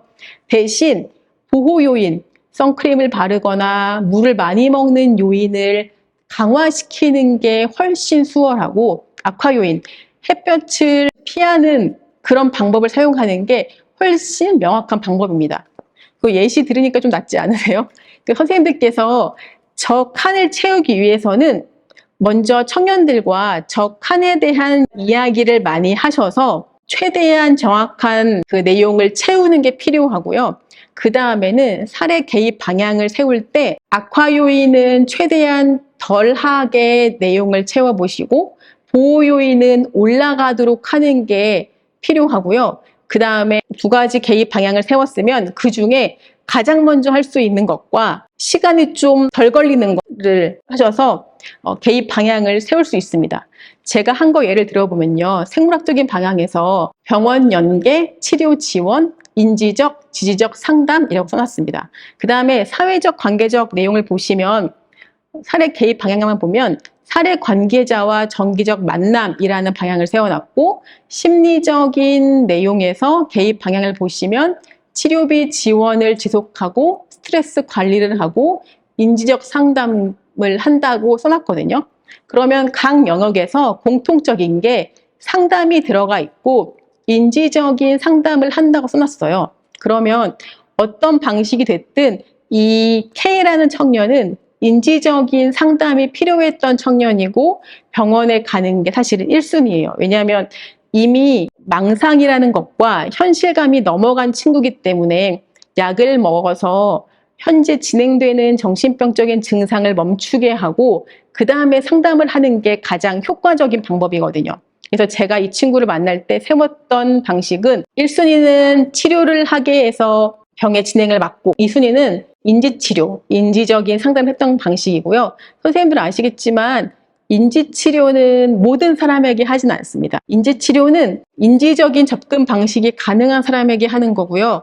현재 주의 집중이 좀 떨어져 있거나 인지적인 접근 방식을 안 좋아하거나 공부하는 거 안 좋아하는 청년들은 인지적인 것보다는 처음에는 지휘적인 상담을 하거나 스트레스 관리를 하는 게 훨씬 나을 수도 있습니다. 선생님들께서 여러 가지 고려하셔서 그 순서는 잘 정하시는 게 필요합니다. 초발 정신질환 사례 관리를 할 때 이 페이지를 사용하는 방법은 적절한 질문을 통해서 칸을 잘 채우고 악화 요인과 보호 요인을 잘 활용하는 것이 꼭 필요합니다. 취약 요인을 처음부터 너무 많이 강조하거나 저것을 너무 많이 개입하려고 하면 시간이 많이 걸릴 수 있기 때문에 한계를 잘 설정해서 개입하는 것이 꼭 필요합니다. 초발 정신질환 사례 관리를 정리하기 위해 다른 방식으로 그림을 하나 더 갖고 왔는데요. 내가 할 일이 있고 청년을 고려해야 되는 일이 있고 조현병이라는 질환을 고려해야 될 부분이 있습니다. 사례 관리자로서의 우리가 해야 될 일은 지속성이라는 것을 고려를 해야 되는데 초발 정신질환 청년들이 치료에 들어가는 것도 어렵지만 치료 유지도 되게 어렵습니다. 아까 잠깐 나왔던 얘기이기도 하는데 입원을 했다가 또는 외래 치료에 한번 시작하는 것도 어렵지만 치료 유지율, 그 만성 정신질환자 분들의 치료 유지율도 사실 높진 않지만 초발 정신질환 청년들의 치료 유지율도 사실은 높진 않습니다. 이거 정확한 그 전국 데이터가 있는지는 모르겠지만요. 그래서 어떻게 하면 이 청년들이 계속 치료를 유지할 수 있을까라는 고민도 되게 많이 필요하고요. 그것을 위한 전략, 방법, 고민이 필요한데 제가 이제 많이 얘기하는 내용 중에 하나가 고민해야 된다라는 겁니다. 그래서 제가 많이 하는 방법 중에 하나는 그 선생님 들어보셨죠? 예방주사 놓기 이런 거.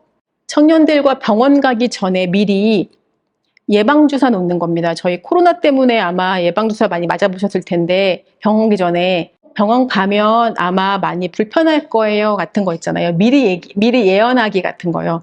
약 먹으면 어떤 불편함이 있을 거예요. 약 먹으면 뭐 졸릴 거예요. 약 먹으면 약 끊고 싶어질 거예요. 뭐 이제 이런 예언들을 통해서 근데 그게 막 두루뭉실한 예언이 아니에요. 특정한 약을 처방받았을 때 선생님들도 그렇게 하지 않으세요? 저희 서울은요. 대상자 청년들과 외래 같이 따라가고요. 외래 끝나고 이제 병원 근처에 그 카페 가거든요. 카페 가서 처방받은 약 가지고 얘기해요. 오늘 받은 약이 이거거나 또는 오늘 약 처방받았는데 약이 바뀌기도 하잖아요. 그러면 그 약에 대해서 어떤 부작용이 있을지 또는 이 약은 왜 받았는지에 대한 얘기하면서 필요할 경우에 예언을 하기도 합니다. 이 약 먹으면 어떨 수 있어요? 이제 이런 내용들 있잖아요. 예를 들면 지난번에 치료를 중단했다가 다시 재유입된 청년이 있었는데 남자 청년이었는데 많이 말랐어요. 또 밥을 잘 안 먹는 청년이었는데 이 친구의 증상이 좀 있다 보니까 주치의 선생님께서 약을 조금 많이 주셨어요. 그래서 약 용량이랑 보니까 약을 먹으면 좀 많이 피곤해질 것 같은 느낌이 들었거든요. 그러면 이제 끝나고 나서 약 보고 카페 가서 얘기하는 거예요. 누구누구 씨, 누구누구님, 이 약 먹으면 제가 보기에는 많이 졸릴 것 같아요. 많이 늘어질 것 같거든요. 아침에 못 일어날 수도 있어요. 이 청년은 직장 가는 거 되게 중요하게 여기는 사람이었어요. 그러니까 약 먹고 늘어져서 아침에 못 일어나면 약을 과감하게 끊을 가능성이 높은 청년이었어요. 그래서 제가 어떤 얘기 했냐면 간호사 선생님은 이 청년에게 늦어도 11시엔 약 드세요 라고 얘기했어요. 병원에서. 근데 제가 그거 들으면서 11시에 약 먹고 이제 PRN으로 수면제를 받은 청년이었는데 11시에 저녁약 먹고 PRN으로 필요시 약을 11시 반에 먹으면 다음날 못 일어나겠다 싶은 거예요. 그래서 이 청년에게 카페에서 아까 간호사 선생님이 그런 얘기 하셨는데 직장 가는 거를 고려를 해보면 더 일찍 약을 먹고 그 다음에 만약에 못 잤을 경우에 수면제까지 먹는 걸 고려했을 때 더 약을 일찍 먹는 걸 고려했으면 좋겠다라고 이제 아이디어를 내기도 하고 두 번째는 약을 진짜 오랜만에 먹는데 이 약이 많이 졸릴 것 같다. 그러니까 다음날 못 일어나는 걸 고려해서 주말이니까 약을 한번 몇 시에 먹어보고 한번 테스트해보는 건 어때요? 몇 시 일어날 수 있는지 라는 걸 제안해보는 거예요. 제안하고 이제 예언을 해보는 거죠. 이제 이런 걸 얘기하는 거, 예언하고 예방주사 놓는 거, 이런 게 저는 전략이라고 생각하고 이제 방법이라고 생각을 하고 있거든요. 그러니까 이걸 하는 이유는 진짜 이런 거 잘하는 이제 실무자들이 계시는데 이런 걸 하면 신뢰도도 확 올라가고요. 치료를 계속 유지하게 하고 청년들에게 더 중요한 거는 아직까지는 치료 유지가 아니라 취업 유지나 다른 욕구들이니까 다른 욕구를 계속 충족시키면서 치료를 유지해서 결국은 회복하게 하는 거니까 계속 저희들이 고민을 했으면 좋겠다라는 게 이제 제가 원하는 얘기하고 싶은 겁니다.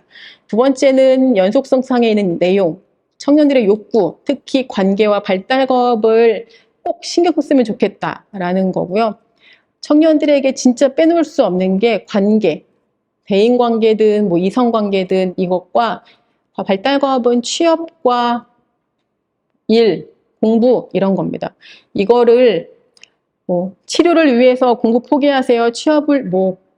치료를 위해서 포기하세요. 이런 말은 절대 안 통한다는 걸 선생님들께서 아실 거예요. 그래서 뭘 포기하는 게 아니라 어떻게 하면 이 청년들에게 그 욕구를 잘 충족시키기 위해서 우리는 어떤 고민을 해야 되는가를 이제 계속 고민을 하셨으면 좋겠고, 그거를 혼자 고민하기 너무 어려우니까요. 팀에서 또는 실무자 선생님들끼리 같이 좀 논의를 하셨으면 좋겠고요. 세 번째, 다양한 회복이라는 거는 조현병을 경험할 때 회복의 방법은 한 가지만 있지는 않습니다. 회복의 방법은 약을 잘 먹어서 판스 점수가 내려가고 BPR 점수가 내려가는 이것만 있지는 않고요. 다양한 회복이라는 게 있는데 저희가 만들었던 매뉴얼에도 나와 있는데요. 얘는 다양한 회복이라고도 얘기할 수 있고 다양한 해석, 다양한 방식이라고도 얘기를 할 수가 있을 것 같습니다. 제가 이제 이전에 저희 팀은 조기중재센터가 생기기 전에는 서울형 병원 기반 사례관리 팀에서 이제 넘어온 팀이거든요. 그러니까 초발 정신질환 사례관리를 계속 했던 팀이 저희 팀이 계속 왔는데 저희 팀에 회복자 상담가 선생님이 계속 계셨어요, 이전에. 근데 그 선생님과 같이 얘기를 했었었는데 회복자 상담가 선생님 다 아시죠? 그러니까 알코올 중독으로 계시다가 알코올 의존을 끊고 자신의 회복 경험을 가지고 다른 그 알코올 의존 돕는 선생님들, 동료 지원과 같은 선생님들이신데 어떻게 그 중독에서 회복되셨는지를 여쭤봤을 때 본인이 알코올 전문 병원에서 이렇게 누워 계시는데 어떤 설득도 통하지 않았었는데 어느 순간 그 정신과 전문의 선생님과 얘기를 하다가 내가 이렇게 술을 먹다가 기억을 잃고 뇌가 망가져서 사랑하는 가족들을 기억하지 못할 수 있겠다라는 이제 어느 순간 깨달음이 오셨던 적이 있었대요. 얘기 중에. 이제 그것 때문에 이게 확 끊었고 이분에게 치료와 회복이라는 거는 더 이상 다른 게 아니라 회복은 가족을 기억하는 거고 내가 약을 먹는 거는 가족을 기억하기 위한 것이라고 약에 대한 개념이 바뀌어진 거였거든요. 내가 아침마다 약을 먹는 거는 가족을 기억하는 것이라고 이제 프레임 바뀌었던 적을 얘기해 주신 적이 있었어요. 이 얘기를 이제 바꿔서 얘기하면 이 내용이 사실 저희가 만들었던 이제 그 매뉴얼에 제가 해놓기도 했었었는데요. 다양한 회복이라는 표현을 제가 다른 식으로 표현을 하면 청년들에게 약을 먹는 이유나 병원에 가는 이유를 환청이 없어지거나 망상이 없어지거나 인지기능이 좋아지거나 이제 이렇게 설명을 하기보다는 또는 대학에 가거나 취업을 하기 위한 것이라고 설명을 단답식으로 하기보다는 청년이 원하는 욕구와 함께 좀 더 통합적이고 풍부하게 설명했으면 좋겠다. 그리고 그게 단기간에 설명되지 않으니까 좀 더 시간을 두고 유연하게 설명했으면 좋겠다라는 생각이 들어서 이제 이런 설명을 좀 드려보았습니다. 네, 초발 정신질환 사례관리의 전체 과정을 좀 설명드리겠습니다. 제목 옆에 투스텝 4에서 5쪽이라고 나와 있는데 투스텝이라는 표현은 그 서울시 정신건강복지센터에서 만든 스텝 시리즈라는 책자가 있습니다. 작년에 만든 책자고 그동안 만들었던 그 조기정신증 관련된 컨텐츠를 이렇게 여러 가지 한 번에 묶은 저희 컨텐츠가 있는데 그 중에 초발 정신질환 사례관리 매뉴얼을 저희가 투스텝이라고 얘기합니다.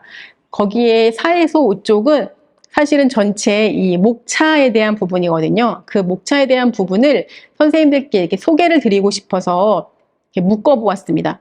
초발 정신질환 사례관리라는 과정을 크게 놓고 보면 총 3단계로 놓고 볼 수 있습니다. 아까 제가 앞에서 얼핏 해외에서 조기정신증 분야에서 되게 앞서가는 선진국들이 있다고 얘기했는데 대표적인 나라가 아까 얘기한 호주고 또 다른 나라가 미국도 있고요. 영국도 있습니다. 그 나라들에서 얘기하는 몇 가지 가이드라인 중에 하나는 초발 정신질환군에 대한 개입은 필수적으로 해야 된다라는 게 있고 적어도 2년은 만나야 된다라는 그 영국 같은 경우에는 가이드라인을 좀 주고 있습니다. 그러면 2년을 만나야 되는데 2년 동안은 무엇을 해야 되냐가 사실 더 중요하잖아요. 2년 동안 그냥 일주일에 한 번 만나서 대화를 하는 게 아니라 2년 동안 어떤 범위 내에서 무엇을 할 것인가가 훨씬 중요한 거니까요. 그럼 2년 동안 해야 되는 것들이 앞에 있는 저런 것들입니다. 크게 3단계로 나눌 수가 있는데 그 3단계는 1단계는 초기 안정화, 2단계는 자기 조절과 통제, 3단계는 통합이라고 이야기를 할 수 있습니다. 1단계는 초기 안정화인데 대략 만약에 입원을 했었던 초발 정신질환 청년이라고 얘기를 하면 퇴원 후부터 한 3개월쯤까지, 뭐 길게 보면 6개월쯤까지 될 수 있을 것 같고요. 이 시기에 할 거는 임상적인 안정화, 그러니까 증상에 대한 안정화와 관리적인 측면입니다. 요즘 퇴원 입원 길게 안 하니까 퇴원을 해도 증상들이 그렇게 안정화되어 있지 않고 증상들이 이렇게 들쑥날쑥하고요. 증상에 대한 관리 잘 하지 못하고 약을 먹는 것도 잘 못하고 약을 왜 먹어야 되는지 잘 모릅니다. 그러면 이 시기에 우리가 할 일은 증상을 안정시키기 위해서 우리가 무엇을 할 것인지에 대해서 목표를 설정하고요. 정신건강 교육은 무조건 해야 됩니다. 예를 들면요. 조현병은 무엇인지, 증상은 어떤 게 있고 왜 생기는지, 사전치료 지시서라는 거 들어보셨을 거예요. 예를 들면 사례관리자와 청년 간의 약속이고 얘는 가능하면 입원한 청년이라면 입원 중에 서로 약속하는 겁니다. 사례관리자와 청년과 부모님과 주치의랑요. 그래서 그 내용은 나는 퇴원한 다음에 뭐 일주일에 한 번 무슨 요일에 외래에 온다. 만약에 내가 다시 그 재활 사인이 있으면 어떠한 경로를 거쳐서 어디 병원에 어떻게 온다. 나는 약을 어떻게 먹는다. 이런 내가 치료를 잘 유지하기 위한 약속을 하는 이제 그런 지시서가 있고요. 약에 대한 상담도 꼭 필요합니다. 약 관리라는 얘기를 하다 보면 어떤 선생님들께서는 외래만 같이 가고 치료비만 지원을 하는 정도로 이제 지원하시는 경우도 꽤 계시는데 되게 조심스럽지만 그것보다는 조금 더 시야를 넓히셨으면 좋겠다라는 생각이 듭니다. 그러니까 청년과 같이 외래를 가는 것도 사실은 되게 중요합니다. 근데 제가 더 많이 했으면 좋겠다는 것이 약에 대한 설명도 되게 필요하고요. 청년이 못하니까 주치의 선생님이랑 이 치료 과정에 대한 논의도 하셨으면 좋겠고 그 이상으로 청년이 약을 먹고 싶거나 먹기 싫거나 병원에 가기 싫거나 이제 이런 마음들을 다루는 그런 상담들까지 같이 하셨으면 좋겠다는 게 저의 꼭 필요한 과정입니다. 왜냐하면 약이라는 게 청년들이 이 치료를 중단하고 사례관리를 중단하게 되는 되게 큰 요소 중에 하나이기 때문에 그 과정을 꼭 챙기셨으면 좋겠다는 게 첫 번째고요. 그래서 임상적 안정화가 서비스 과정의 승패를 좌우하는 되게 중요한 과정이라서 저게 첫 번째 과정이고요. 두 번째는 자기 조절 통제입니다. 설명을 보면 일상생활부터 가능한 범위까지 자기 관리 및 효능감 넓혀나가기라고 써놨습니다. 망상, 환청 또는 이제 K의 예를 들면 K가 왜 아까 I의 예를 들면 자기에 대한 혐오, 막 이상한 자책, 막 환청 이런 거 겪잖아요. 그러면 청년들이 자기에 대해서 자기 자신을 못 믿는 그런 경험들을 하잖아요. 게다가 발병까지 하고 병원에 가서 너 조현병이야 이런 말을 듣게 되면 자기가 자기 자신을 믿지 못하는데 삶을 살아갈 때 자신감이 없거든요. 그리고 K 같은 청년들 되게 많아요. 살면서 발달하는 과정 자체가 그렇게 지지받지 못하고 잘 발달되지 못한 그런 청년들이 되게 많습니다. 그래서 자존감 얘기가 항상 나오고 있어요. 어떻게 하면 자존감을 올릴 것인가. 그래서 그 청년들에게 효능감, 내가 얼마만큼 할 수 있을 것인가에 대한 거를 키워주는 게 필요하고요. 그래서 사실은 코로나만 아니면 이런 조기중재센터가 생기고 그 안에서 또래들이 모여서 뭔가를 조금씩 해보고 어떤 역할을 해보는 게 사실 되게 중요합니다. 그래서 자존감 키우는 게 되게 중요하고요.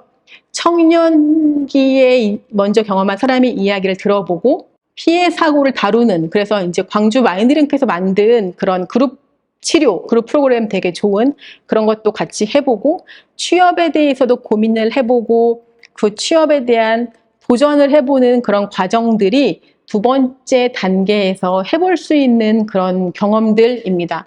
세 번째는 통합인데요. 예시를 들어보면 개인의 활동 영역에서 충분한 수행, 대처 방법에서 다양화, 인사이트의 정서적 부분, 삶의 질 향상, 외상후 성장, 의미 부여하기 이런 거였고요. 나만의 약, 정의하기, 자기 이미지 변화하기라고 얘기를 했는데 저희 투스텝 매뉴얼에서 있는 거는 나만의 약 정의하기라고 써놨는데요. 예시를 들면 나만의 약 정의하기는 되게 쉽게 표현하면 그런 거잖아요. 병원에서 가서 받는 약은 이제 알약, 실제 알약인데 나만의 약은 내가 자존감이 떨어지고 예를 들면 기분이 우울할 때 내가 기분을 좋게 만드는 나만의 어떤 약을 만드는 거예요. 예를 들면 저는 기분이 우울할 때 저는 마음 챙김 같은 거 하거든요. 그러면 저의 나만의 약은 마음 챙김이에요. 제가 따로 우울증을 먹지 않더라도. 그런 식으로 이 청년들이 내가 힘들거나 뭔가 취약한 부분이 있을 때 내가 나를 위로하고 나를 기분을 북돋게 할 수 있는 나만의 약을 만들어서 나를 계속 이렇게 움직이게 해야 되는데 사실 그렇게 움직이게 하는 것조차 만들지 못하는 청년들이 많아서 그런 과정들이 이 앞부분부터 좀 만들어줘야 됩니다. 그래서 그런 과정들까지 계속 움직이게 하는 게 우리들의 역할이고 그 과정까지 다 채워나가면 초발 정신질환 사례관리 과정이 완성된다라고 할 수 있는데요. 사실 저걸 다 하는 건 되게 어렵습니다. 그래서 저는 앞에 초기 안정화와 자기조절 통제까지만으로도 이 정도면 사실은 국내에서는 충분하겠다라고 생각이 들고 이런 과정이 충분히 다루어지면 사회에 나가서 자기조절 통제까지만 해도 이미 사례관리자라는 의미 있는 사람과의 되게 끈끈한 대인관계를 통해서 되게 좋은 경험을 하기 때문에 나머지는 살면서 자기 삶에서 살아갈 만한 충분한 힘이 생기거든요.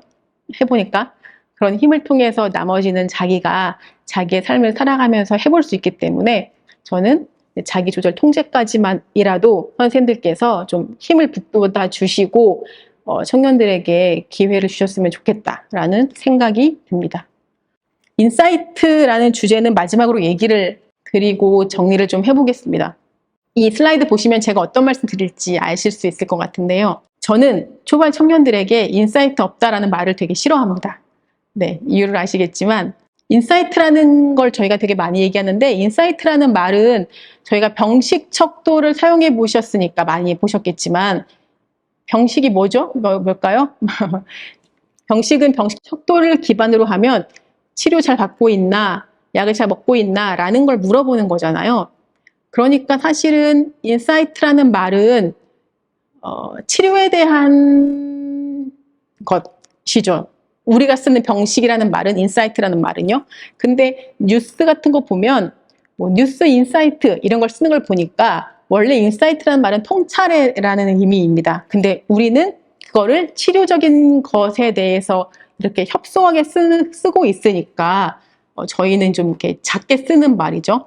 근데 제가 이걸 갖고 온 이유는 조현병, 정신증이라는 되게 힘든 경과를 겪고 있는 청년들에게 저는 어쩔 수 없이 이 청년들이 겪고 있는 그 힘든 과정에서 그런 망상을 수용하고 치료를 멀리 할 수밖에 없는 그런 과정에 있는데, 그런 청년들에게 너 인사이트 없어.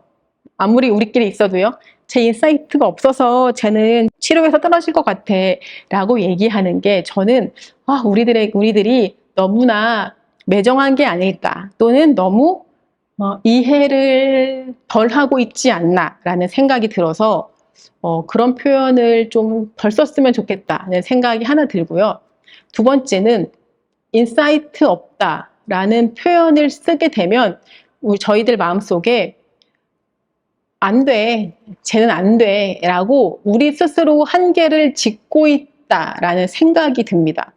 제가 이제 여기 슬라이드 보시면요, 세 번째 문단 보시면 이 클리니컬 인사이트에 대한 되게 다양한 의견들이 있는데, 이건 제 생각은 아니고요. 그 여러 가지 자료들을 보면 병식이라는 의미에 대해서 어떤 사람들은 방어적이고 부정적인 태도에 집중해서 그 표현을 쓴 사람들이 있습니다. 쟤는 인사이트가 없어 라고 얘기를 할 때, 쟤는 치료에 대해서 할 생각이 없어, 쟤는 안 돼 라고 하면서 그냥 쟤는 태도 자체를 문제 삼는 사람들이 있는데, 우리들은 그런 거에 포커스를 맞추기보다는 조현병이라는 특성상 지금은 안 돼, 경과상 안 되고 저거는 뇌의 기능상의 문제 또는 구조적인 문제야 라고 우리는 이해를 했으면 좋겠고요. 그렇게 하자는 이유 중에 하나는 실제 그런 측면이 있기도 하지만, 또 하나는 그렇게 이해를 하면 약을 먹거나 또는 그 단계의 이전이거나 그 단계의 이후가 되면 개입할 여지가 있다라고 저희가 받아들일 수 있기 때문입니다. 저희의 개입을 위해서요. 태도라고 여겨지면 저희가 개입을 안 할 수도 있고 합리화시킬 수 있지만, 그게 뇌의 어떤 문제라고 생각을 하면 저희가 개입을 할 여지가 생기니까요. 그래서 우리가 이런 단어를 쓸 때도 한계라는 관점보다는 개입을 할 수 있는 관점으로 바라봤으면 좋겠다라는 것이 제가 얘기를 하고 싶은 측면이었고, 실제로 그러한 면도 있습니다. 이건 한 번씩 해보셨으면 좋겠습니다. 저거 척도는요, 실제 없는 척도고요. 대신 저 자질이라는 거는 해외에서 질적 연구를 통해서 해외의 조기 정신증을 경험하는 청년들이 어떤 실무자를 만났을 때 어떤 실무자를 더 선호하는지에 대한 연구에서 나온 목록들입니다. 조기 정신증을 겪는 청년들은 이런 실무자를 만나고 싶대요. 그래서 선생님들께서 청년들 만날 때 저런 실무자의 모습으로 우리가 조금씩 더 갖춰 나갔으면 좋겠다라고 생각을 했습니다. 네, 여기까지가 제가 그 짧게 준비한 초발 정신질환 교육이었습니다. 오늘 내용이 사실은 그 K라는 청년에 대한 내용이었고, 조금은 스토리와 같은 내용이었습니다. K라는 청년에 대한 내용을 통해서 제가 말씀드리고 싶었던 부분은, 초발 정신질환을 겪는 청년들이 어떠한 마음 상태에서 우리를 만나러 오는지를 이해를 하시기를 바랬고요. 그런 마음과 힘든 과정을 거쳐서 오기 때문에 선생님들께서 그 순간을 보시고 안 돼, 돼 라는 걸 판단하지 않으셨으면 좋겠고, 시간이 좀 걸리더라도 충분한 시간을 가지고 가능성을 가지고 이 청년들을 만나셨으면 좋겠다라는 생각을 했습니다. 네, 긴 시간 교육에 참여해 주셔서 감사합니다. 네, 이것으로 교육을 마치겠습니다. 감사합니다.